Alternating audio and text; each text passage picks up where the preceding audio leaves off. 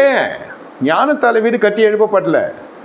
நான் விரும்புகிறேன் சபையில் எனக்கு ஒரு பெரிய பேர் கீர்த்தி புகழ்ச்சி வர வேண்டும், போதகன் என்னை மெச்சிக்கொள்ள வேண்டும். காணிக்க தசம்பாகம் சொல்லுகிற வார்த்தையை தட்டாமல் செய்கிறேன். எந்த மனுஷனுக்கு பிடிக்காதுன்னு? வரவு, என்னுடைய வருகையும் பிடிக்கும், என்னிடத்திலிருந்து வருகிற வரவுகளும் சபை எதிர்பார்க்கும், அல்லது அது தவறு இல்லை.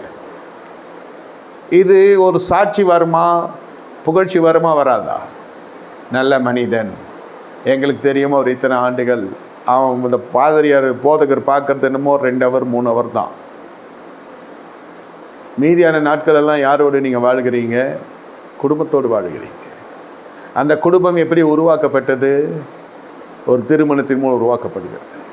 அந்த திருமணம் இன்னொரு குடும்பம் உங்களோடு கூட இணைகிறது இல்லையா? இதில் சரி பண்ணி கொள்ள வேண்டிய இடங்கள் இருக்கிறதுன்னு சொல்ல வரேன் நான். சில பேருக்கு என்ன நடக்கிறது என்றே தெரியாது, என்ன நடக்கிறது என்றே தெரியாது.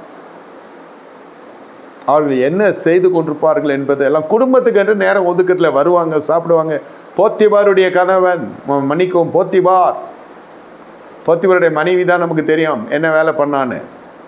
என்ன அதனால் போத்திபாருடைய மனைவி தான் தெரியும். போத்திபார் என்ன செய்வான்?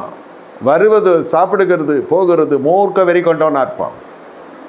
முழு கவனமும் தன் பதவியிலும் தன் அரசு வேலையிலும், அந்த வேலைக்கு வீட்டுக்கு இது வந்து ஒரு உணவு விடுதி போல ஆயிடுச்சு. அந்த பெண்மணியில் பேசவும் இல்லை, பழகவும் இல்லை, நெருங்கி ஜீவித்ததாக வேதம் சொல்லவில்லை. அவள் வேற ஒருத்தனுடைய வாழ்க்கையை நொறுக்கி போடுகிற அளவுக்கு போயிட்டான் யோசேப். ஆமாம், அவன் மூர்க்க வெறி கொண்டவன். சொல்லுகிறதெல்லாம் நம்பினான். பெண்ஜாதியை நம்புறது தவறு இல்லை, ஆனால் பெண்ஜாதி யாருன்னே தெரியலையே இவனுக்கு. தனக்குரியவளா அல்லது இச்சைக்குரியவளா, இவள் சர்ச்சைக்குரியவளா என்று தெரியவில்லை. ஆனால் அதிகாரி, அரசு அதிகாரி, படிக்காமல் அவ்வளோ பெரிய பட்டத்துக்கு வந்திருப்பானா?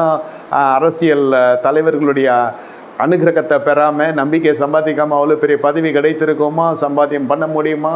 இதெல்லாம் அலுவலக ரீதியான உயர்வுகள், சமூக மேன்மை, சமுதாயத்தில் உங்களை கீர்த்தியும் புகழ்ச்சியும் வைத்து கொள்ளுகிறதுக்கு நீங்கள் எடுக்கிற முயற்சிகள், இது எல்லாம் வைத்து குடும்பம் நீங்கள் ஜெயித்து விட்டீர்கள் என்றால் இதுதான் நடந்திருக்குது அந்த குடும்பத்தில். இவ்வளோ பெரிய அதிகாரி, அரசு அதிகாரி, அவன் மனைவி இடத்துல ஒருவன் சரசம் பண்ண வந்தான் தான் வழக்கு. ஆனால் அது பொய் வழக்கு, நமக்கு தெரியாது பொய் வழக்குன்னு. ஆனால் அந்த பெண்மணி எந்த அளவுக்கு வனாந்தரத்தில் நடத்தப்பட்டிருந்தால் இப்படிப்பட்ட ஒரு செய்கைகளில் ஈடுபட்டிருப்பால். நீங்கள் மற்றவர்களுக்கு இடர்கள் உண்டாக்குற வாழ்க்கை வாழ்கிறீர்கள் என்று நான் சொல்ல வருகிறேன்.